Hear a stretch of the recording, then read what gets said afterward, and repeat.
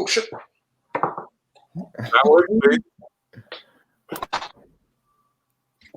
Right. Welcome to another episode of Caribbean Rum Chronicles. Gosh, if you're still tuning in to us, thank you very much. We are now into goodness, we've lost count of episodes, but we have been broadcasting steadily from about April. So we are quite a few months in. We've passed 6 months, haven't we, guys? Yeah, it's been a long time now. Yeah, we've probably passed 6 months. We have to have like an anniversary drink up or something. It's you, I think hopefully we can save that one for the next episode if we get our act together, because our next episode will be the week before Christmas, and we're hoping to do something a little Christmassy for you guys. So I'm not sure if that implies dressing up. Anyway, but we maybe could have some Christmas related treats for. We might just do, and it would be quite interesting. I'm currently making some sorrel. Not that it is a Christmas treat to me, but it is Christmas related. And, we might have a few others that we can discuss and bring back. So but anyway, today we actually posted a rather interesting subject matter, a debate. Hello, Clive. Thank you for joining us all.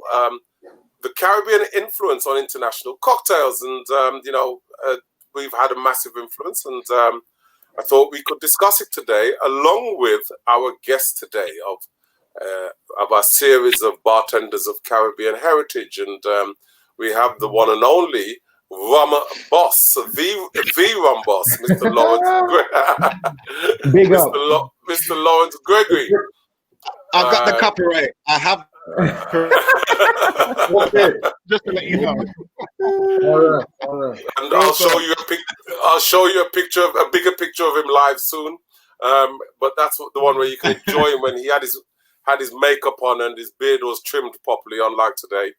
And he was looking snazzy doing one of his cocktails, and we'll get some insight into Mr. Gregory and the RumBoss in a little moment. But I'm joined today by my co-hosts, which is Emmanuel, resident bartender, Manny. How's it going, and Mark Woods, who's actually off screen. Knowing Mark, he's up there. He is. Oh, he's back. He's either trying to fix himself a drink in his kitchen stroke bar, or he's cooking at the same time. It's always one of the two. Both. It's both. So Mark is living evidence that men can multitask. So we do actually enjoy that. But I mean, we will before we get into our subject matter, I just want to mention to everyone that we have to apologize, and hopefully anybody who's tried to tune in on YouTube will use some logic and tune in on Facebook instead. We hadn't realized that YouTube take about 24 to 48 hours in order to approve our link. It's standard procedure for YouTube. So once you set up a live link with YouTube, they have to approve it. And we haven't had the approval yet, so we are broadcasting on our usual Facebook platforms, Roger P. Barnes and Caribbean Rum Chronicles today, as we have done in the past. So, and hopefully, once we get approval, assuming that they give it to us, maybe they just don't like us, Yeah, it's you, Roger, isn't it? Well, it's a controversy, isn't it? It's us picking up debates and trying to take claim to cocktail heritage and things in the world, the whole industry that we claim belong to us, and have no proof, just like Trump and his trying to overturn the elections. But we'll see in the Supreme Court. So we won't talk any politics today. So, Mr. RumBoss, tell us where did you acquire the name? What made you inspire you to call yourself the RumBoss? It's a very long story, and even I would say falling into the cocktail industry. So for those who don't know, before I got into cocktails, let's say about 3 years ago, I started off in the pub industry, and from the age of 18 to the age of 26, going on 27, I was all on Weatherspoons. During Yeah. towards my tenure, I was an assistant manager, so I was lagers, that pub kind of culture through and through. But it came to a particular time where there wasn't anything resonating with me about the whole pub lifestyle. And if you know, in terms of what the kind of demographics, it was very much working class. I moved around from Finsbury Park to Finchley Road to Colindale, and I needed a change. And I still loved to work in hospitality. And then my sister said, "Oh, why don't you do a cocktail course?" So I was like, "Get out of here!" I ended up taking a course. We've lost your connection at the moment, Lawrence. Yeah, you're back now. What the last thing I said? Love the cocktail course. Loved the cocktail course. Went back to work, handed in my resignation, and I fell into the world of cocktails. And then I bounced around, ended up in Rum Kitchen, and then from that was where I fell in love with rum. And I've always been a character or one of the main guys. So especially in terms of the positions where I've been. And I just thought, you know what? I like rum. I've always been a boss in especially when it comes to the team. And I just put two and two together, and I just made it work. So I'm gonna own this. I named that myself. Great. Well, that's the shortened version of it. And everybody knows me. A man always got all these interesting facts available at my fingertips. Do you know, Lawrence, why Weatherspoons is called Weatherspoons? The owner, or the used to owner, because now is a PLC.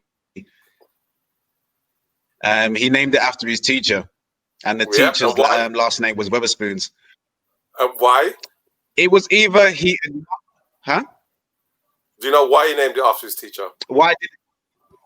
I think it was either he really liked him, or he told him that he wasn't good enough, or something. So it was like, I'm just gonna name it Weatherspoons. His teacher at school said he would never amount to anything in life. Really? Yeah, because he's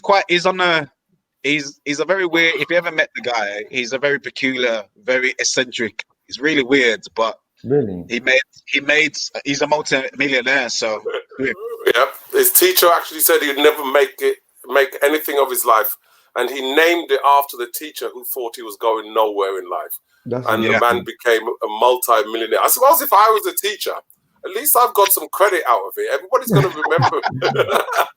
It's true. Everybody's going to know Mr. Weatherspoon or teaching the man. It could also be an inspiration to say that maybe he might have said that, but he may not have actually meant it. Maybe it was him trying to inspire him, pull his socks up.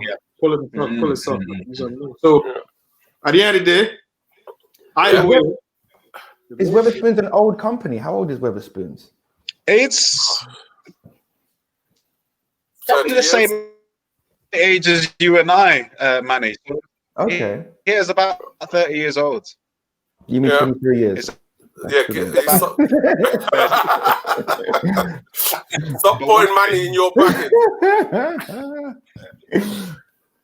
No, we're the same age. We are the same age. So, but you see, you got to be careful, man is still advertising.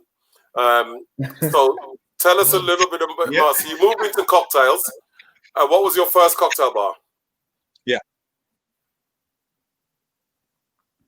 It was called Cahoots. So that was in Carnaby Street, I know. Soho. Not too far, literally across, like 10 meters away from Distribute.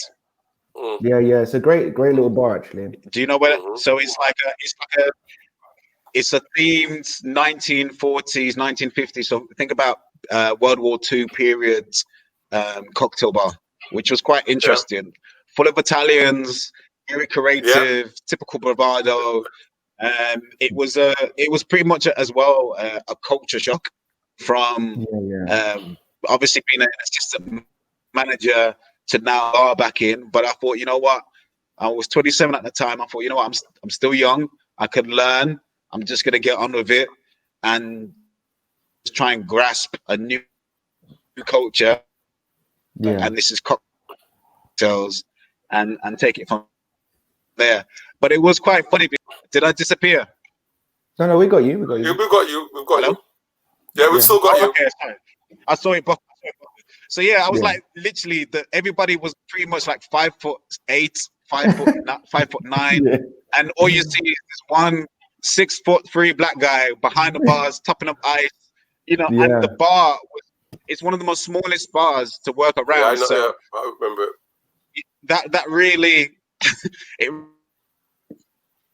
to me about spatial awareness. But you know, it was an eye opener, especially to Italian culture, classic cocktails. It was very harsh as well, because I don't. Over there, we lost you a little bit there. This is what.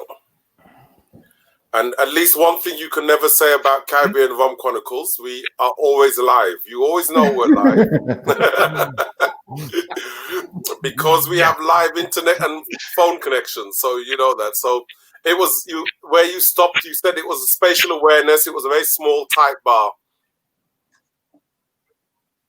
Yeah. Classic cocktails. Of course, you know, with the Italians, they like a lot of, you know, Manhattan, Sazeracs. Not really, rum wasn't really a thing for them. It was pretty much gin, vodka, whiskey, bourbon. And the Italians aren't big fans of rum. So I was there, let's just say,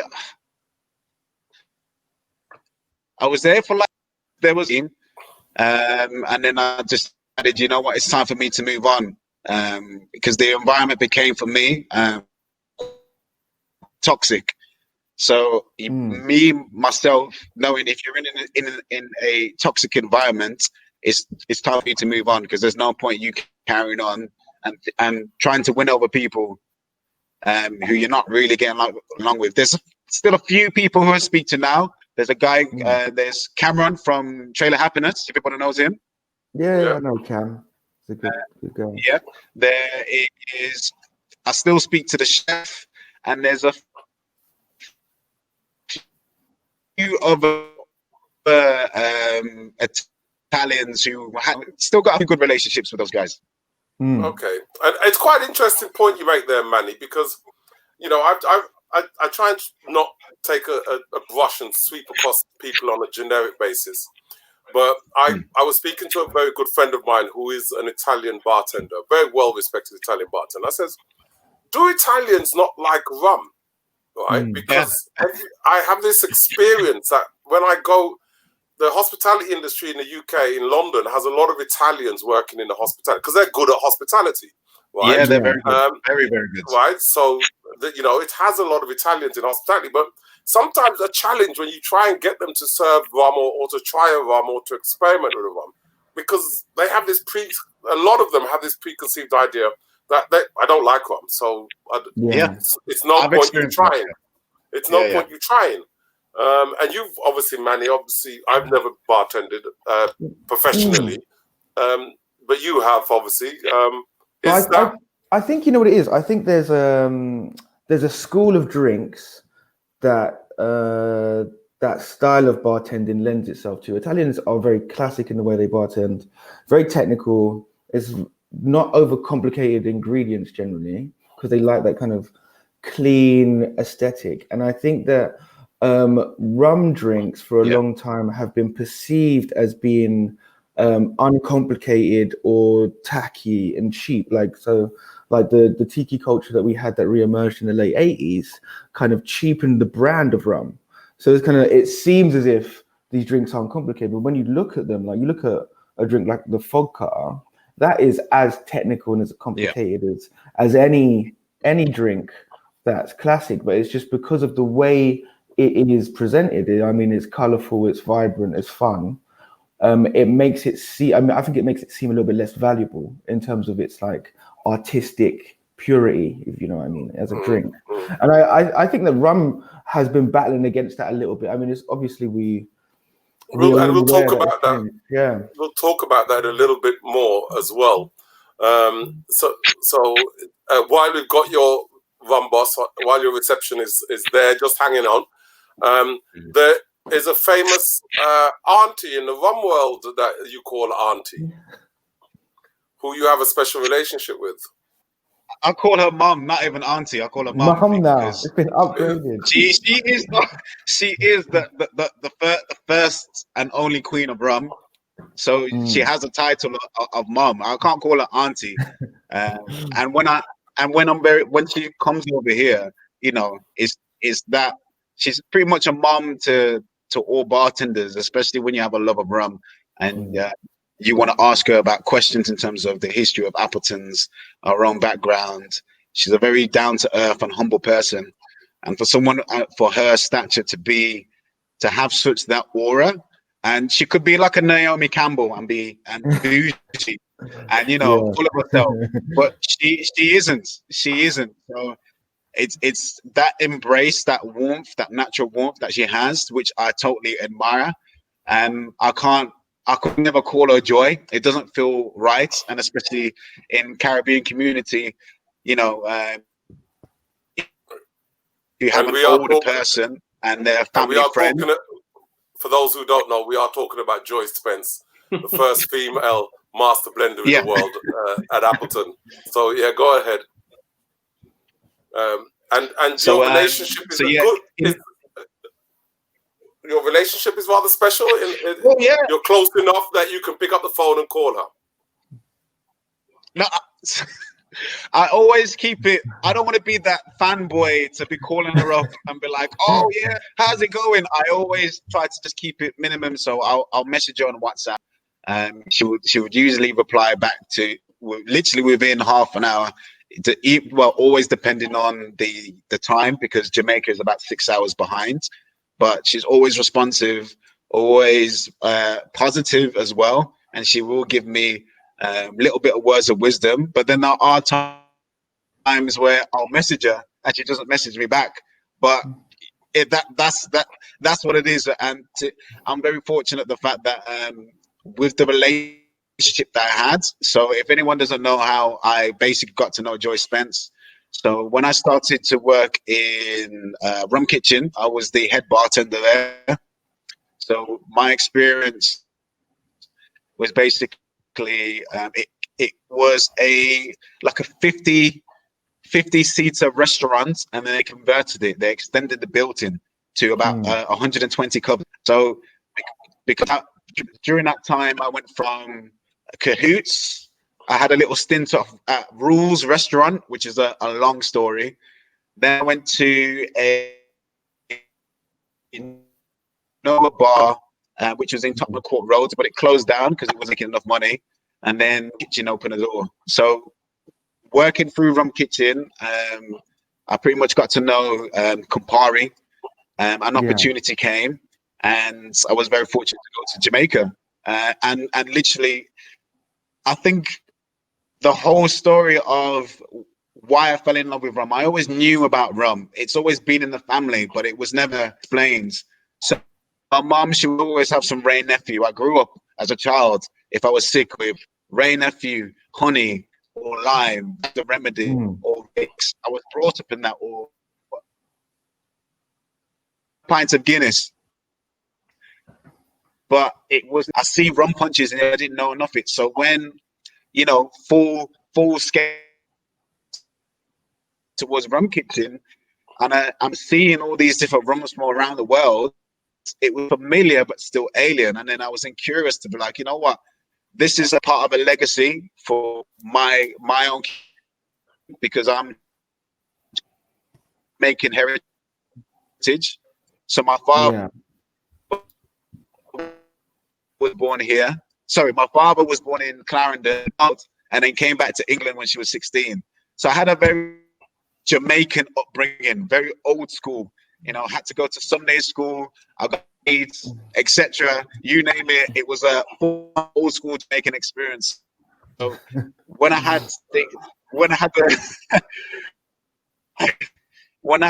the opportunity to be in bars, because I love hospitality, I love to engage with people, I love building a team, I love mix. I was like, you know what? This is part of my history. This is part of my DNA, and I should have what's the words? It belongs something to me, and I want to be one of the storytellers. I want to be one of the characters within the industry. I need to make a name for myself because it's part of me. So it's more of an incentive for me to try to be associated with rum. And when the account managers from Campari came along, I just literally said, listen, my name is Lawrence. I also call myself the RumBoss. And, you know, if you have any opportunities about rum, then please let me know. And just from that one opportunity for me just to open my mouth, the gentleman basically said, you know what, I might have something for you. And then that's when the small little gigs, as a surprise, hey, would you like to go to Jamaica? I was like, oh, excuse me? That's a good gig, boy. A good gig. I'll take that gig. Well, that goes back to goes back to the old saying: if you don't ask, you don't get.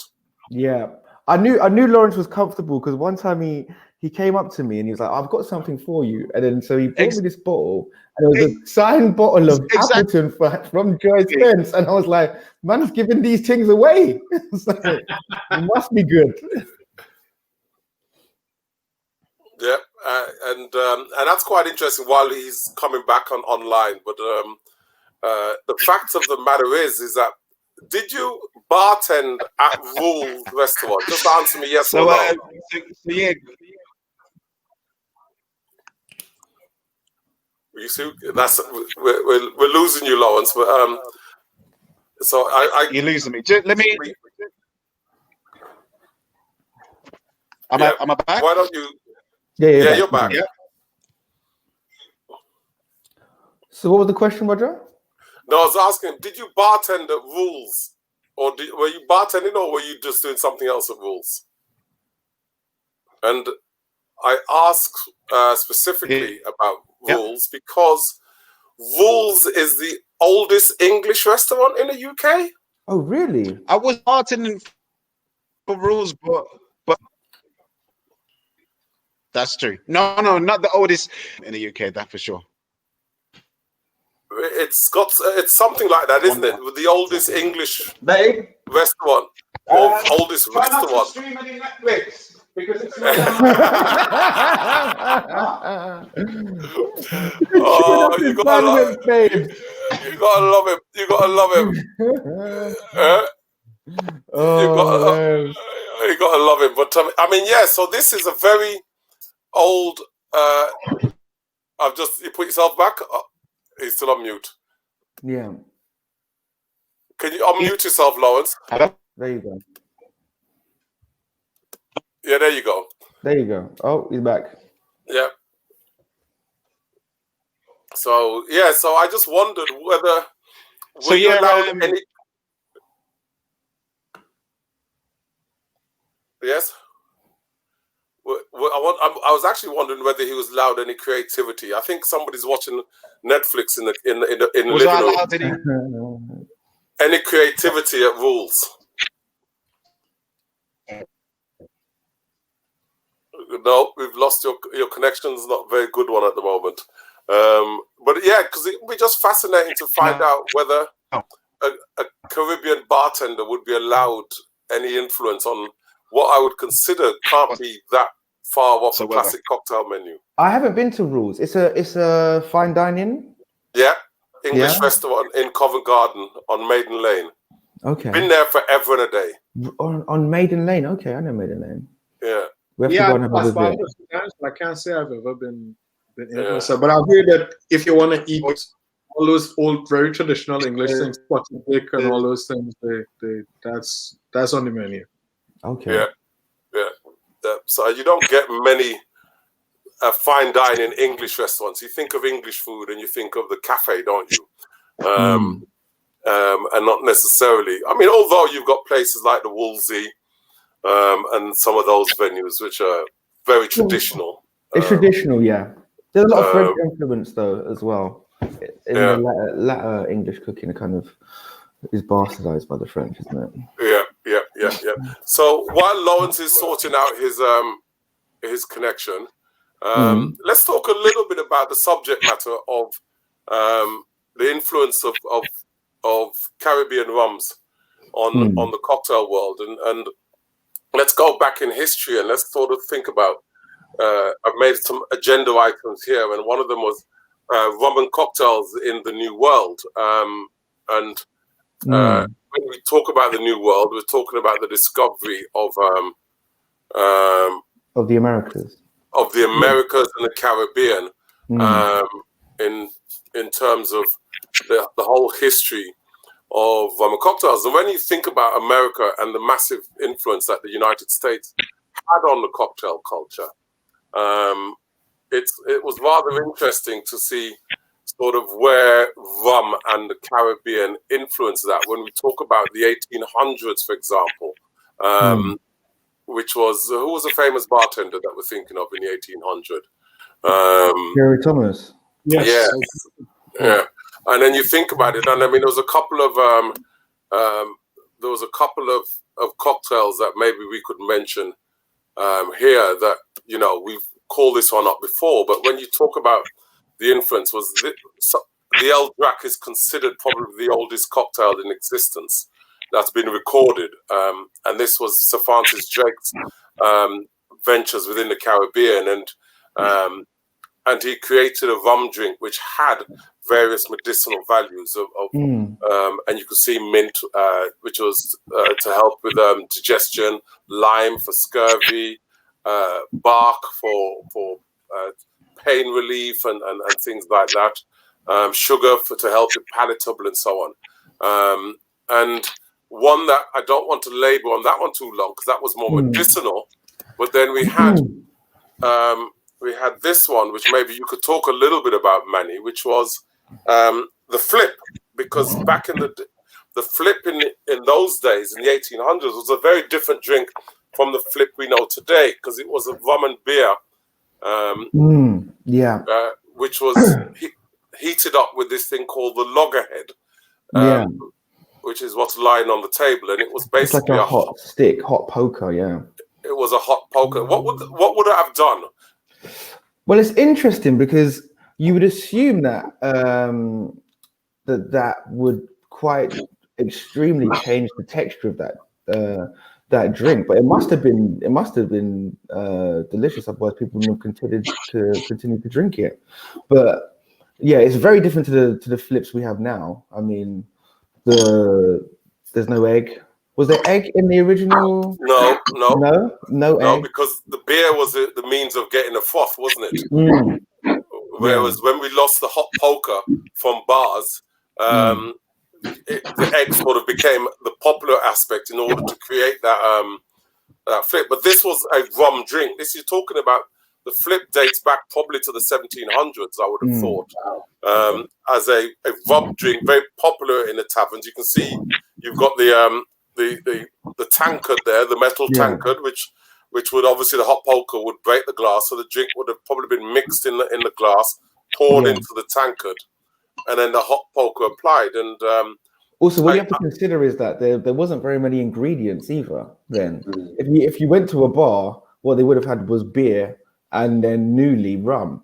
So it's kind of like combining what you have. It's the lack of resources that has led to the ingenuity, isn't it?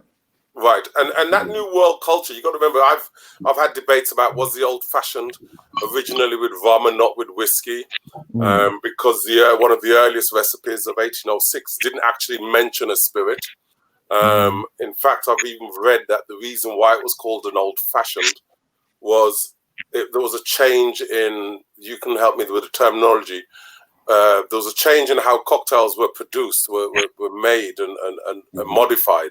And it's also ice. It's the introduction of ice. And the introduction of ice. And then people would come in and say, I want a cocktail the old-fashioned way, which was how the cocktail developed its name. So rum played a major part in that whole era of the New World and in terms of that whole cocktail development culture, which you would have said was, and brandy to some extent, because obviously the New World back then was predominantly French and the English. The English would have brought rum and the French brought their brandy with them, and a little bit of maybe sherry and port from the Spanish. That's true, but also remember, rum was a more volatile substance than brandy. Brandy had been made to the point that it was very refined.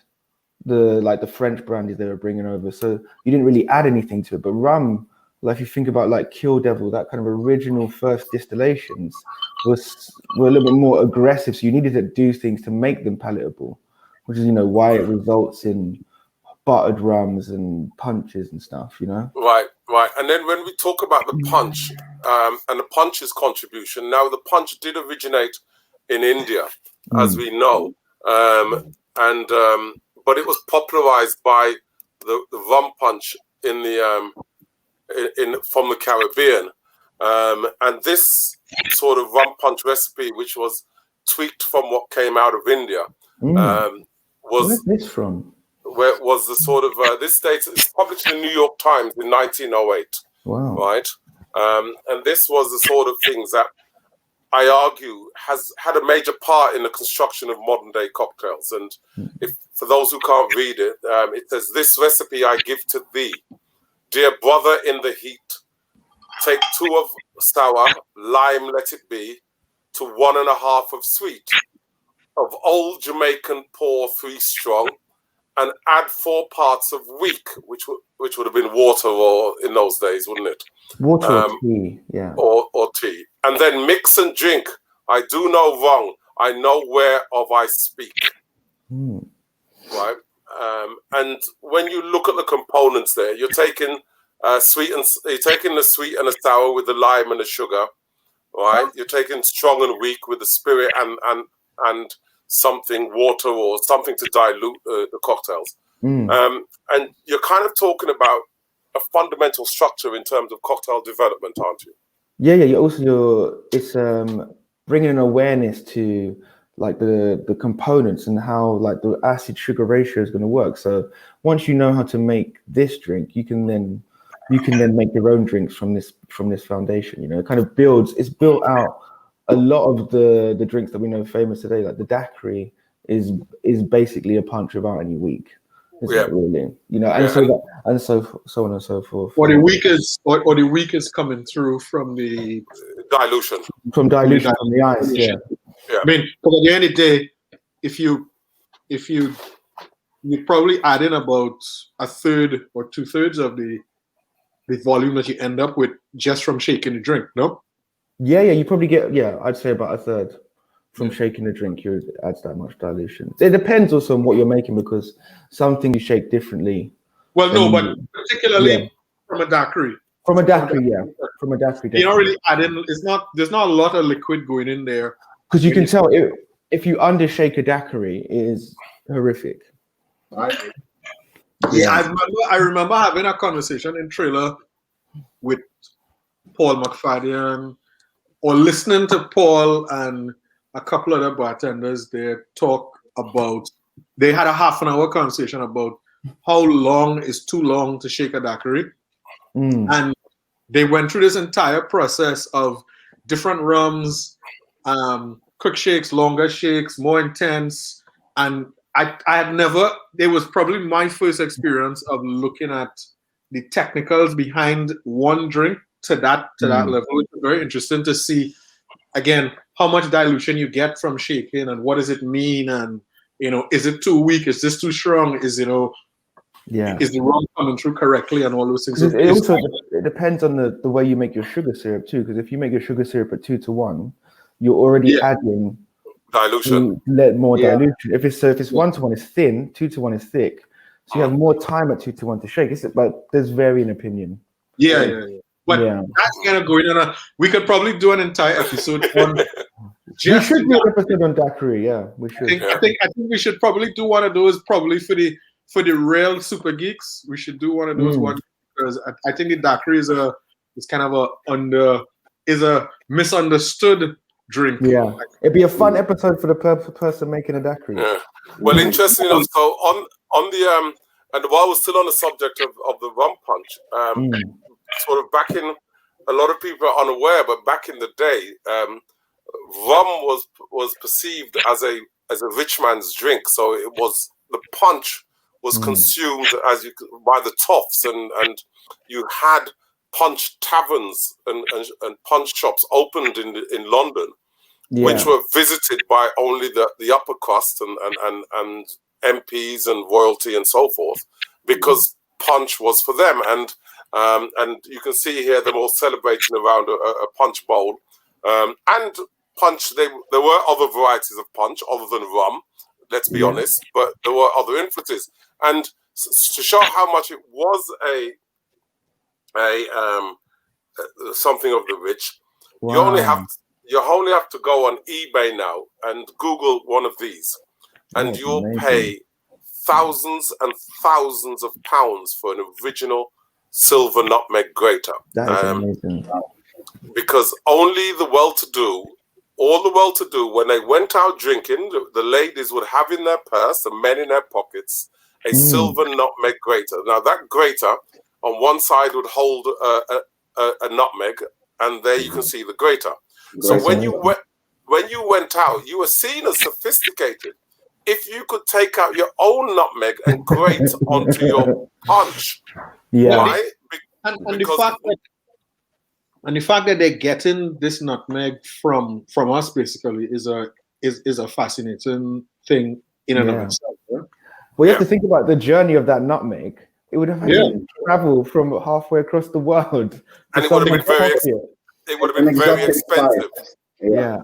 I mean, punch would have been expensive. Everything in punch is the most expensive thing in the world at that time. Rum, sugar, spice, tea. Tea is expensive.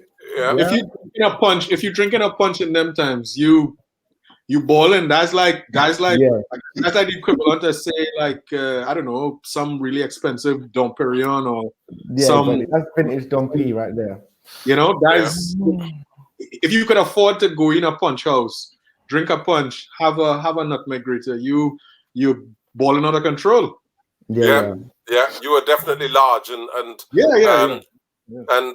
talking about nutmeg and the whole thing of spice, because you got to remember spice was a particular importance, particularly when India became an important part in trade. I mean, you got to think of India prior to the British had a lot of Middle Eastern trade when we had the likes of the Ottoman Empire and a lot of the world's wealth was sitting in the Middle East from the trade of spices and silks coming out of India. But then when it reached the Western world and the New World, these spices were extremely rare and valuable, changed the whole face of not just food, but cocktails. And the Caribbean is still known today for its spice. I mean, all of us, as Lawrence mentioned, your food and your diet was based on spicy foods and meals and so forth. But spice plays a very big part in terms of the cocktail culture, surely. Yeah, of course it does. I mean, it kind of transformed like the implementation of bitters and spices and those kind of notes. Like if you think about a punch has to have spice to be a punch, and those kind of, it transcends further along. So an old fashioned then is elevated by the presence of spice, because that's what Angostura bitters is basically, is a blend of different spices that have been steeped in sugar and high proof alcohol, and so those notes that elevate kind of bring out other notes within the cocktails you're making. And interesting enough, moving on in terms of you just mentioned, is there any of you can take a guess on how far back Angostura dates? Angostura bitters 1800 and change, I think, because it came from Because it was originally medicinal, right? It was It invented was a by medicine. a German doctor that lived in Venezuela as a medicinal remedy for the Venezuelan army. So it could be old. It could. I'm Yeah, not it sure. was 18, Maybe late 1700s. It's actually 1824 was when when Dr. Seagard first produced Angostura bitters in Venezuela by the Orinoco River. I think it was, and then he moved to Trinidad in 1875. Okay. And so that's like for 50 years he'd spent in Venezuela. Yeah. I guess he liked the sun. Well, I think he moved for political reasons, didn't he, Mark? Wasn't Venezuela becoming a politically unstable or something? I think he moved to for the reasons for familial reasons. It was a safer place for his family and for him to do what he wanted to do. And I mean, the Seagate legacy still exists in there's an area in Trinidad called Woodbrook that I believe is Seagate. It was owned by the Seagate family, and the streets in Woodbrook are named after his children. Really? Yeah. So Carlos, Alberto, Alfredo, Rosalina, Anna, Petra, those streets at part of Woodbrook, they're named after his kids. I lived on Alberto Street actually. Trinidadians are proud of Angostura bitters. Like it's something there. I think I would say that if you are outside of Trinidad, you are aware of it. I don't think that unless you're properly into cocktail culture, we know that bitters is a popular ingredient. We know that it's found globally.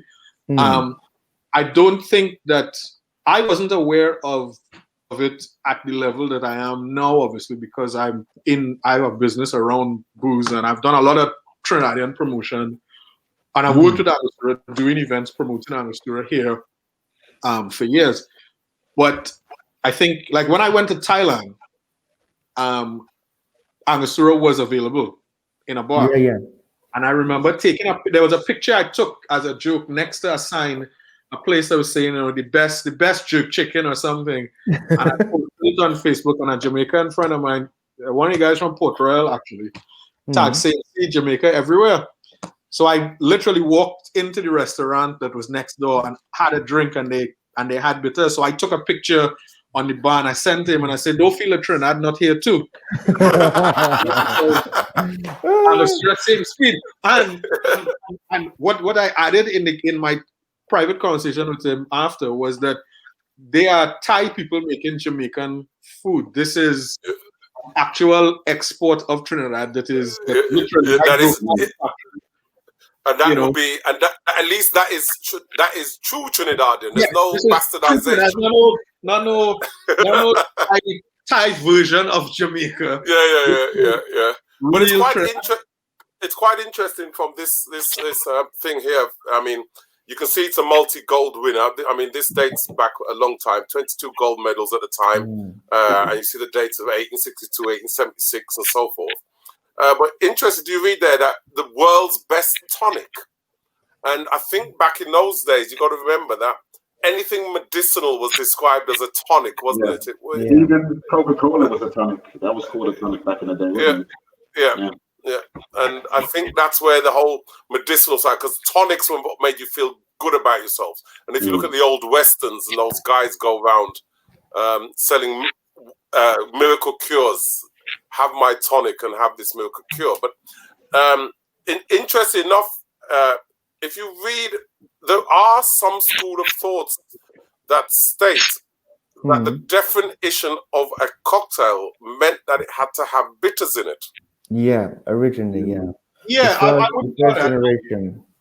I think that we, as people from the Caribbean particularly, should be proud that something from our region has played that significant a part in drinking culture globally. Not just as a Trinidadian, I'm saying, regionally, because obviously, there's rum, there's other things, but this is such a key thing that, it's, what the Savoy cocktail book has it in it from as an ingredient from back in the day. So everybody was looking towards Angostura as a thing. It's Well, really I used to do a quiz where I used to say to people, name one ingredient that you'll find in every cocktail bar in the world, and people say Coke, and some people say Pepsi or whatever, and I would say I'd probably say Angostura bitters.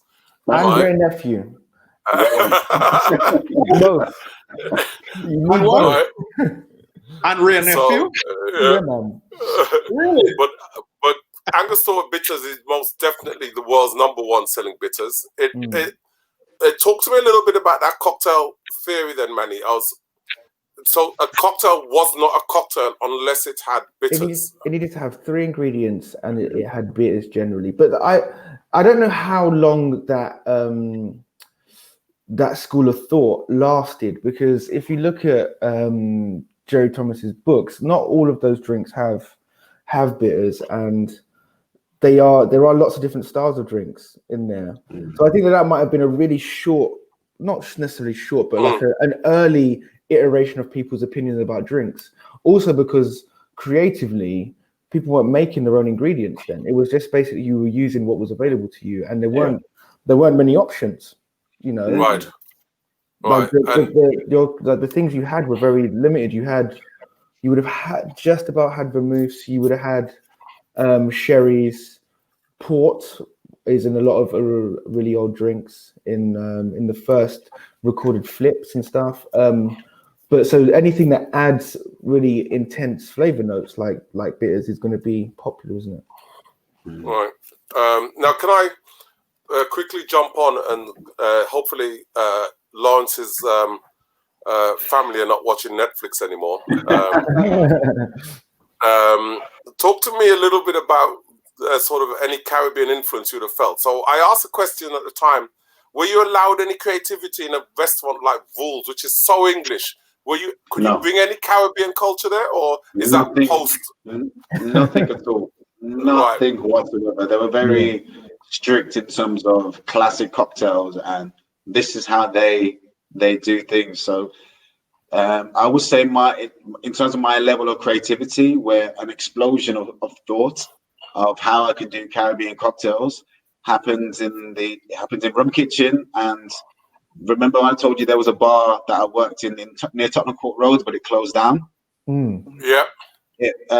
Those 2 sites, more that Tottenham Court Road, because it was so dead, you didn't have much to do. So all you wanted to do was make drinks.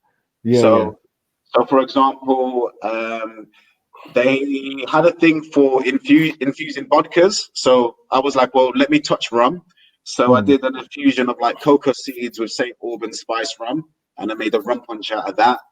I also did I'm sure you guys used Guinness as a reduction. So I did a spiced rum Guinness sour, which is quite interesting.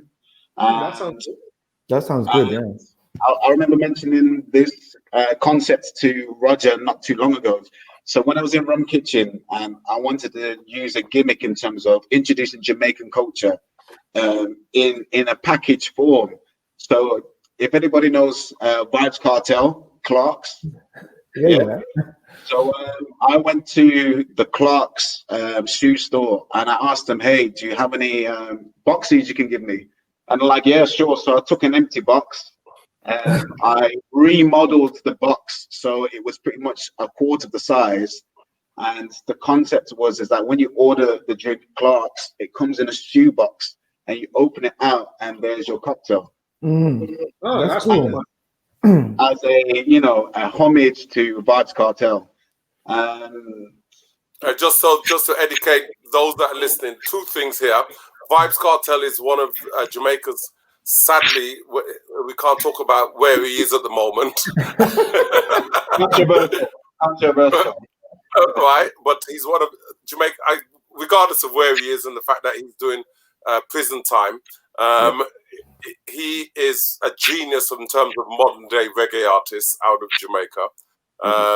And Clark's Shoes has a very special place in Jamaican heritage, right? Everybody wore Clark's. Why is that? Maybe because they were friends. Come on, they were the most dominant shoe company of the UK in Jamaica during colonial times. Their shoes were considered comfortable. Well, the Caribbean. Yeah, in the Caribbean. Clark's, the shoes. Clark as a brand of shoes are still considered quite high quality and expensive. I've seen Clark shoes in Trinidad that if I buy it in the store here, I could probably buy 3 and take them home. Yeah. For the price of one of the shoes in the Clark store in Trinidad. Because they're selling it as super premium. Whereas here, the only people that you see in Clark stores in the UK now are people who come from post-colonial societies.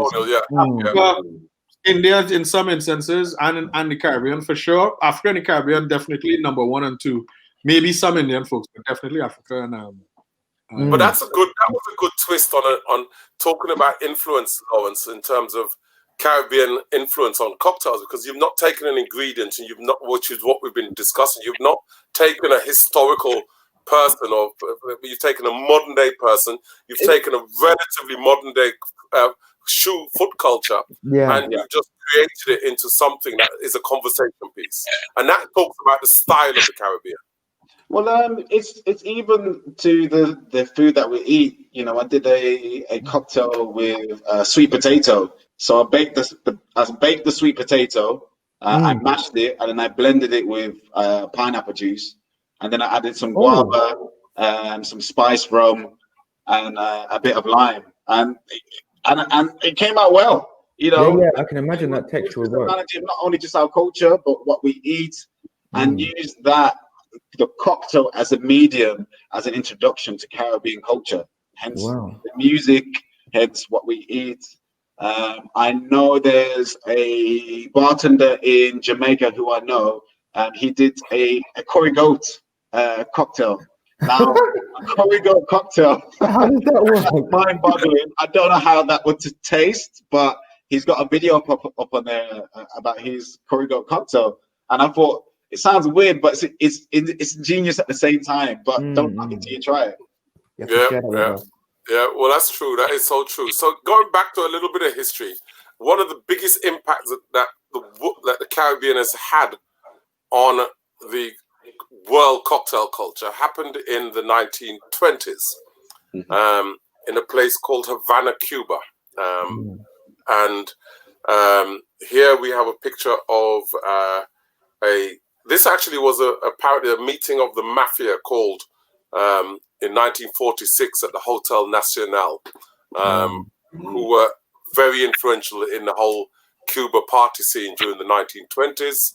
Obviously, people couldn't legally drink in America, so we had speakeasies, which is where you'd find more of the working middle class would go.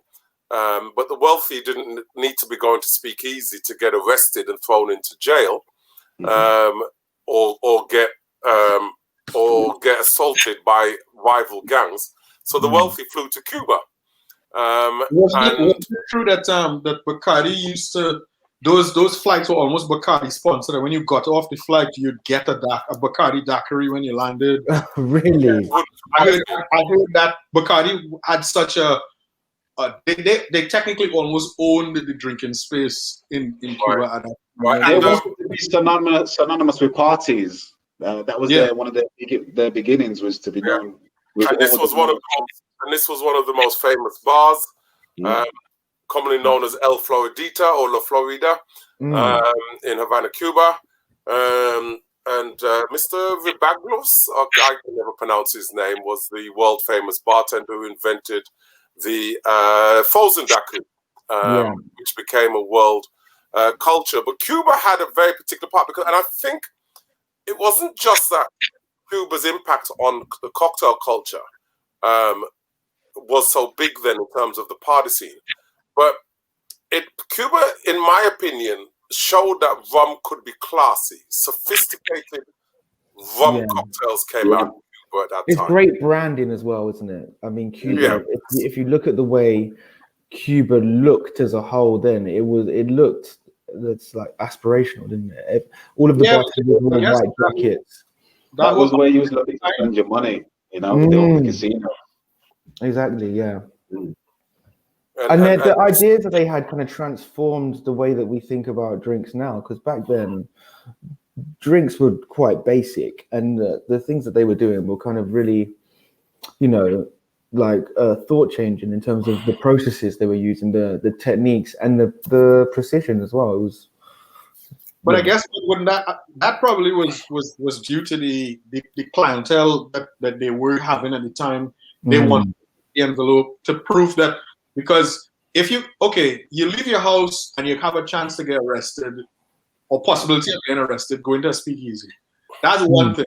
But you leave your house, you get on a plane, you fly 90 miles to this island, to get off a plane, to come to a new. To make somebody do that more than once, you had to be thinking exactly that kind of inspiration to drive the drinking experience, to drive the techniques they were using far beyond anything else was there, because people invested. I invested money, time, in a time when it's not like you could just jump on a train and go to Paris in 2 hours. This is big. These little prop planes, you fly down there, you had to come good. I would think that's probably why. It's also the style of drinks as well, because it's all Spanish style, quite light rum, blended with really quite simple ingredients, like that are kind of spiced by like imports from Europe. So you think about like the Hemingway Daiquiri, like the ability to import a product from Italy because of the popular nature of Cuba at the time. It means that they have access to things globally, and at the same time having the audience. It's all like it snowballs, and they gained momentum, and it kind of. And so many of their cocktails were named after celebrities. So you mentioned the Hemingway. You had so many named after. There's a couple I'm trying to think of named after famous female actors. Yes. A lot of prohibition cocktails at the time were named after. Mary Pickford was one of them. Yes. Because they were all there. They were all there partying, and as soon as they had a popular drink created for them, it was named after them. I was just thinking of one called a Shirley Temple, but I think that was a non-alcoholic cocktail. Yeah, that's non-alcoholic. Yeah. But you also have to consider that there is competition as well. It's the fact that there were good bars and hotels in Cuba, and they pushed each other to kind of that atmosphere of competition really does, breed good improve your standards. Yeah. It just means that you want to be better. And I'm personally speaking, I think for the modern day bartenders, we need to do that more in terms of naming cocktails after certain celebrities. So for an example, and again, I'm using very modern celebrities. So there was a rapper who died. He was called Pop Smoke, and he was from Jamaican and Panamanian descent. So I used Abuelo and Blackwell rum. I smoked it because it's called Pop Smoke. I added some raspberries and other ingredients. But my video's up is up online. But that sounds good. We need to, as modern day bartenders, with all our celebrities, because we're in popular culture, just whatever analogy or something that you can take, add it into their ingredients and just create something crazy. Yeah, that's true. Yeah, I agree wholeheartedly with that. And as soon as Prohibition ended, we had another culture that took the world by storm. You mentioned it briefly earlier on, but again, something that was inspired by Caribbean drinks. And let's be honest, the man who started tiki culture was Mr. Ernest Bowman Gant, Mr. Beachcomber himself, Don the Beach.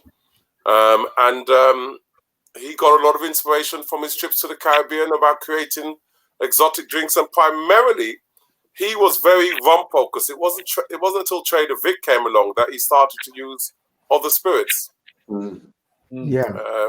So again, a huge influence. You mentioned that it died and has re-emerged, but you can see here very tropical influence. A lot of influence from the Caribbean, and we all still, and maybe in some ways, as you mentioned, Manny, that these cocktails got remembered and more associated when we was talking about some of the modern day bartenders with your typical rum drinks, because now when people think of rum cocktails, they think tiki, and they're not thinking about a Hemingway or a Daiquiri or a Mary Pickford or an El Presidente. They are sometimes thinking about daiquiris, but they're thinking about frozen daiquiris. They're not. You're correct. And you know, I think in its first iteration, tiki was by any measure, it was craft. It was everything was handmade. They were blending rums themselves. They were making grogs, and like you couldn't buy orgeat back then, so you were making an almond syrup yourself.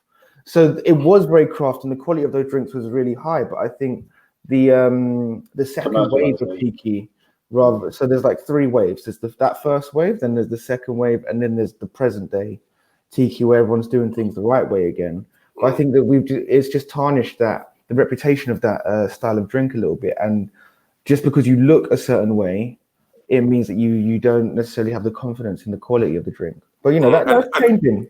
And also you got to remember, a lot of people don't understand, back in the days of the 1930s and Beachcomber, Donna Beach and Trader Vic, again, it was for celebrities. It was not for the working class. It was high class, These bars were for high class celebrities, very rich people. So these weren't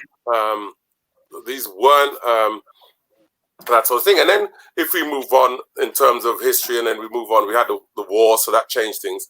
And then after the war, we had another drink that was created in the Caribbean that not just changed a style of drink, but also changed how we perceive Caribbean cocktails to be drunk. And it was the pina colada. Yeah. Right? So the pina colada was reputedly invented in Puerto Rico. There is some debate as to who invented it in Puerto Rico.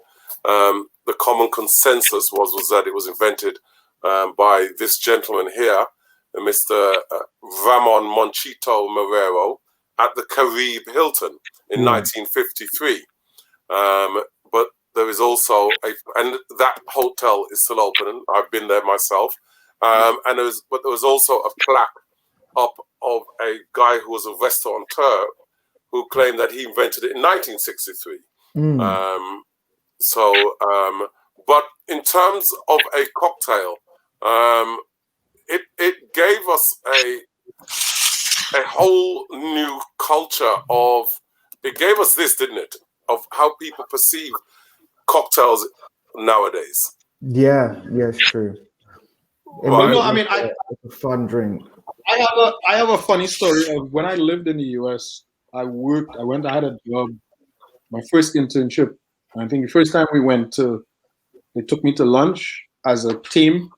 I had actually never had a pina colada in my life. Trinidad is not a place where pina colada is being consumed. And there was a virgin one on the menu, and I saw it, and I was looking at it, and the woman sitting next to me, she saw me looking at it, and she's like, "Oh, you must drink these all the time at home, so you're going to order one to compare to what you've had at home." And I was like, "Well, actually, no, I'd never even had a pina colada in my life." And she looked very confused because in her head, all she thought of is this exact image here: coconut, Caribbean, rum, sandals, whatever. You probably have pina coladas into your menu. Sandals in the sense of footwear, not necessarily the hotel group. Yeah. And I looked at her very confused, saying, "Well, no, like we would never. I don't think even up to that point in my life, I ever even had a proper cocktail, perhaps other than a bitter rum punch at home."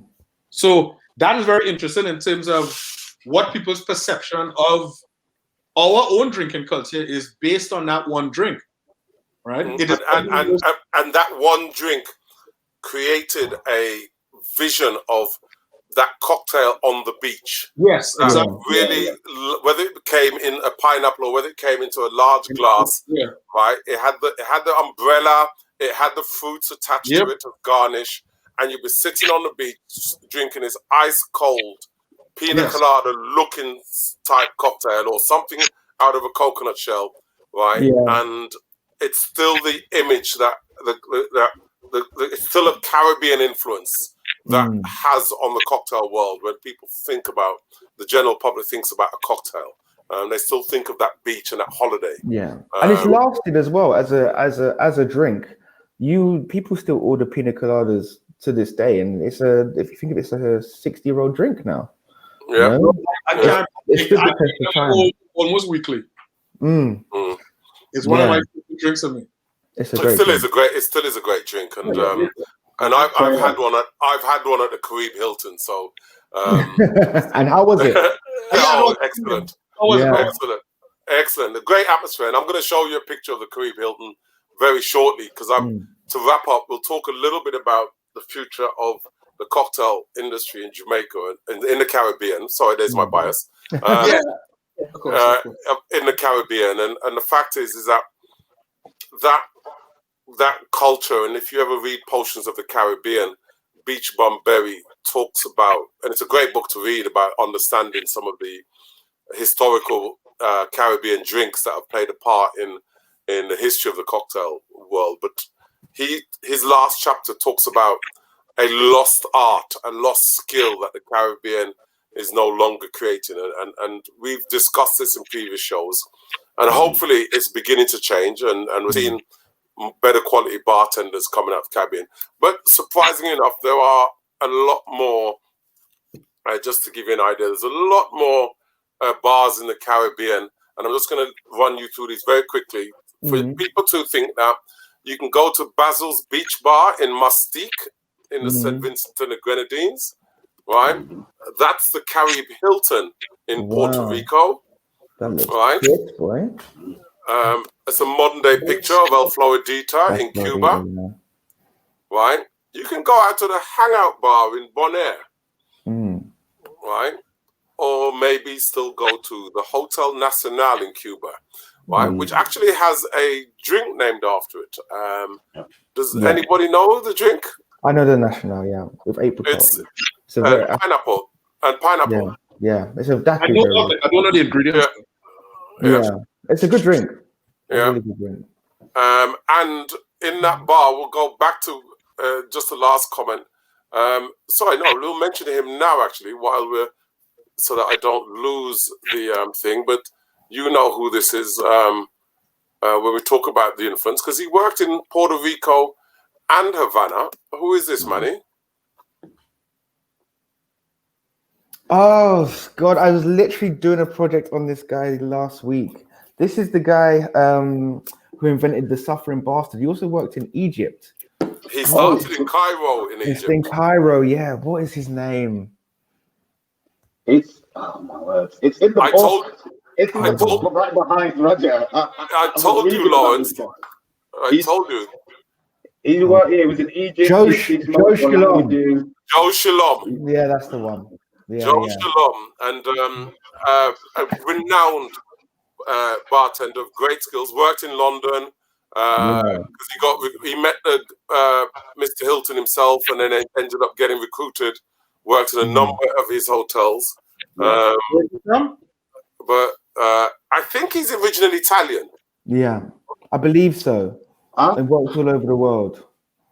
Yeah. His works, I'm trying to remember. I was reading, funny enough, I was reading about this guy literally a couple of weeks ago. Yeah, it's either Italian or part Jewish as well, because there was a thing that was going on during was it like a civil war? Something was happening. Civil war, why he got out of Egypt, yes. Yeah. And he had to go.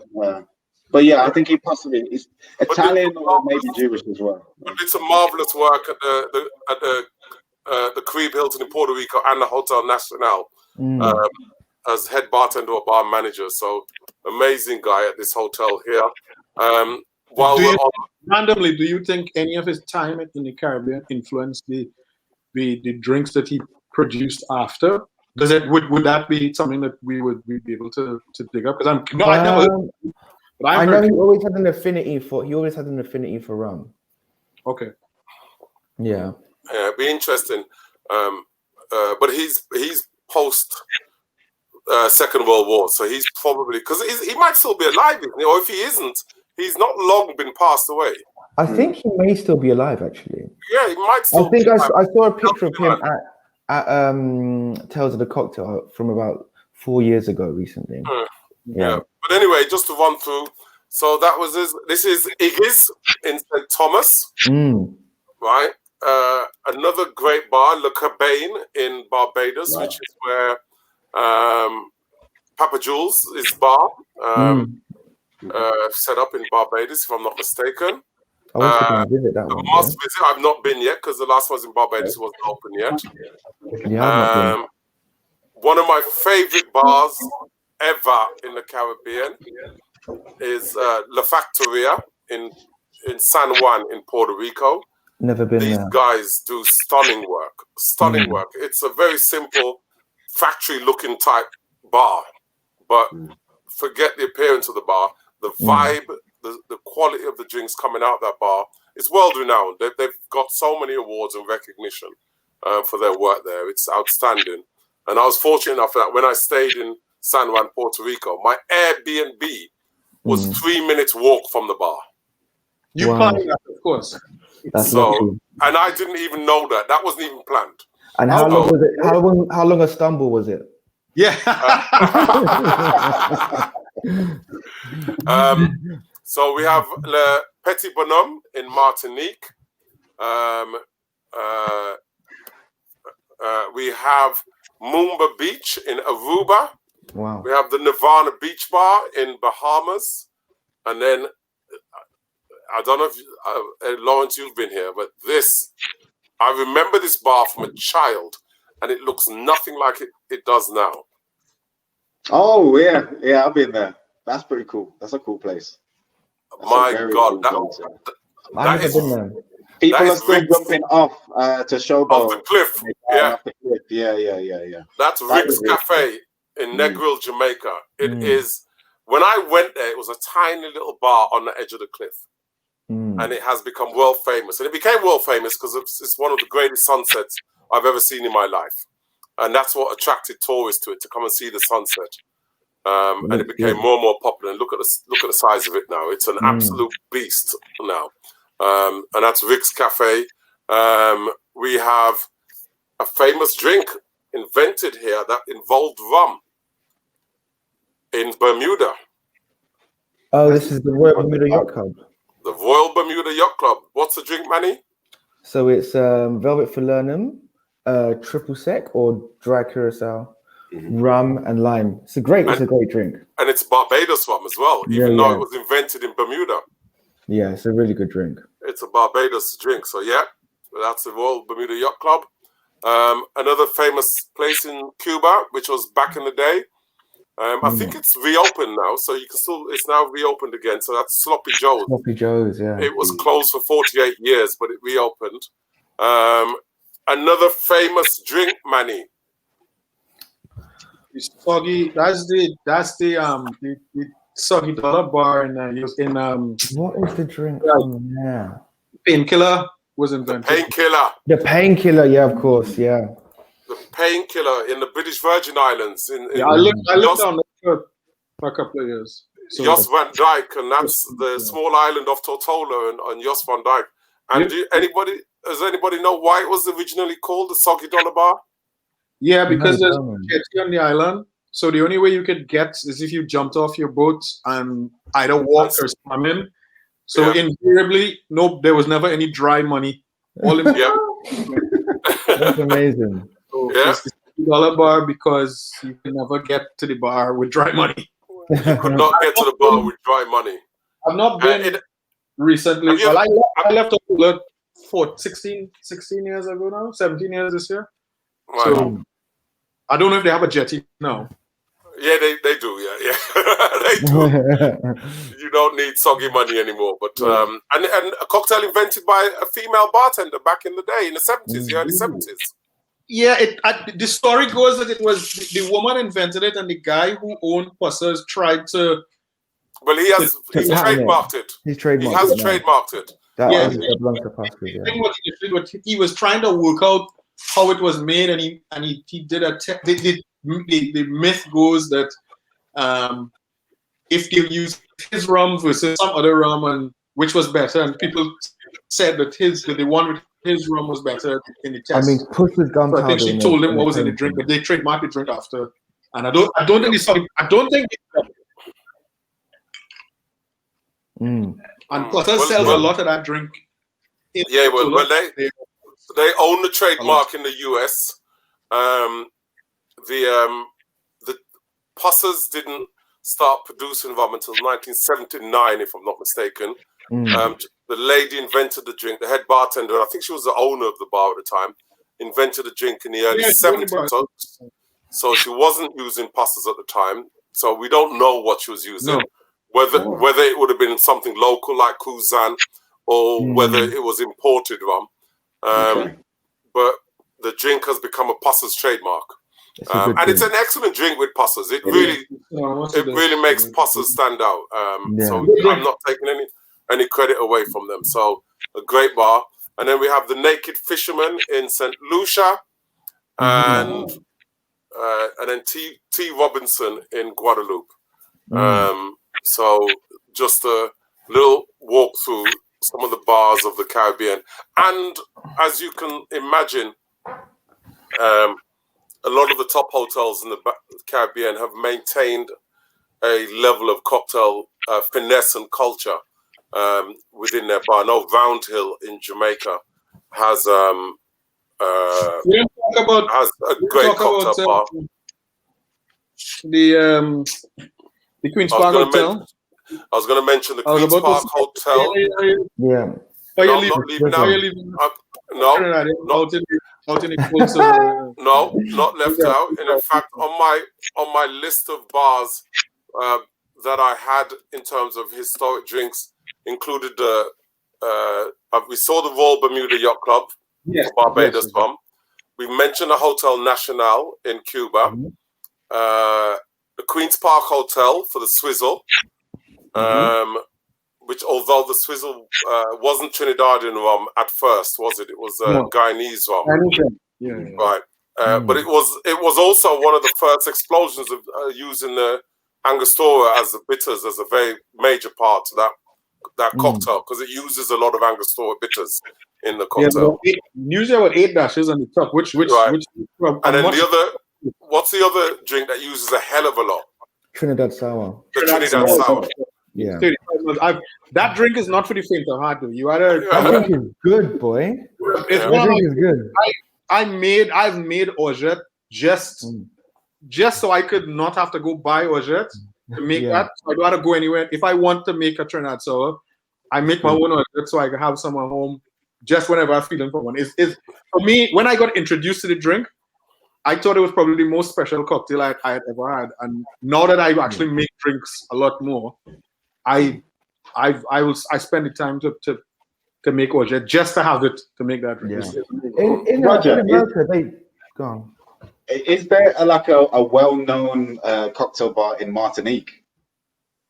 Good question. I showed Le Petit Nabom earlier on as one of the cocktails bars in Martinique, and there's a couple of others that I didn't put on the list.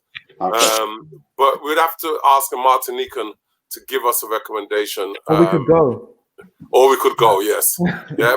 Big up to Tara and big up to Jimmy, Michael, Jamal. Big up, guys, and lady, obviously. And the other two hotel bars, the Myrtle Bank Hotel doesn't exist anymore in Jamaica, where they were famous for their punch. That closed many years ago, and still open, which is also famous for their rum punch, is the Olofsson Hotel in Haiti, in Port-au-Prince. Very famous destination for their rum punch. So there are still great hotel bars doing some good work in terms of offering drinks, and hopefully we can have a brighter future with drinks in terms of what's coming out of the Caribbean and putting Caribbean flair back on the map. We gave you the kickstart, so we're just probably going to have to finish off and show you how it's really done by taking back some of the cocktail culture and creativity back to the Caribbean after the marvelous work that's been done across the world. But just wanted to let everybody know from today's show that we had a part to play in that. And although we see great cocktails with all different types of spirits, not just rum, there's a little part of cocktail culture that I still think the Caribbean holds a special place within that culture. Yeah, it's ever developing, and I hope that we can continue to contribute. You know? Yeah. So, guys, 20 past the hour. Yeah. So, unless can we have the last word from Lawrence, our guest? Where can we find you nowadays, Lawrence? So I'm currently doing bar operations for Cottons. If you are looking to go to the Cottons in Notting Hill, I will be there every Friday, so you can find me there.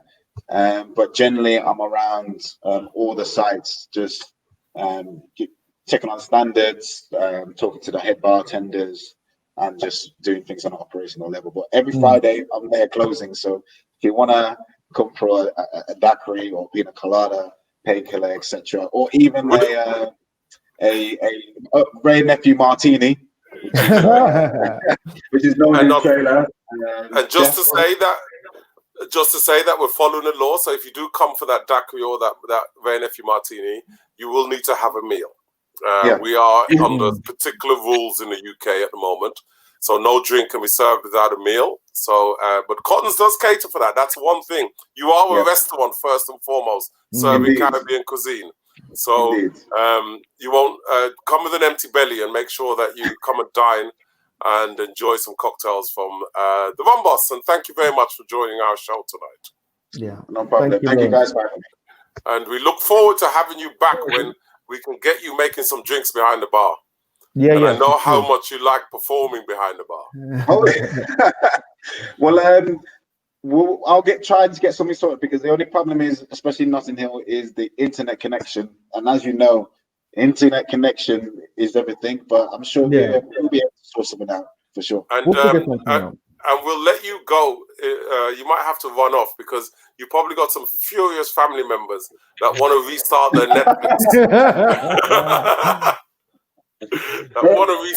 Netflix. And get back to doing something what they consider interesting, rather from listening to us guys. But thank you all very much. Tune in for hopefully our Christmas edition in 2 weeks' time.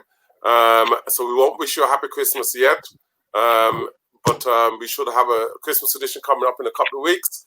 We'll talk about everything Christmas in the Caribbean when it comes to rum.